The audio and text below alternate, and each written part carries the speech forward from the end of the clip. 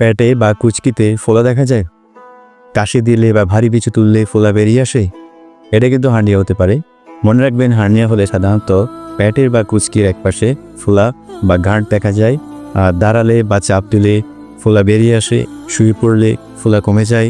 অনেক সময় অস্বস্তি বা ব্যথা থাকতে পারে। অনেক সময় কোষ্ঠকাঠিন্য বা দীর্ঘ সময় কাশি এবং ভারী কাজ, এসব কারণে হার্নিয়া হয়। যদি দেখা যায় হঠাৎ তীব্র ব্যথা, ফ্যাট ফুলে যাওয়া বা বমি, তারপরে ফোলাটি শক্ত হয়ে যাওয়া, এই ধরনের লক্ষণগুলো দেখলে দ্রুত হাসপাতালে যান, কারণ হার্নিয়া নিজে নিজে ভালো হয় না। এর একমাত্র স্থায়ী চিকিৎসা অপারেশন বা সার্জারি। তাই বেল্ট বেঁধে বা ওষুধ খেয়ে সময় নষ্ট করবেন না। একজন সার্জনের পরামর্শ নিন এবং দ্রুত চিকিৎসা নিন। আধুনিক চিকিৎসায় রোগী দ্রুত সুস্থ হয়ে যায়।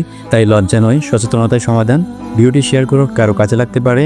আর আপনার সমস্যাটি কমেন্ট করে জানান, আর পরামর্শ জানতে ইনবক্স করুন।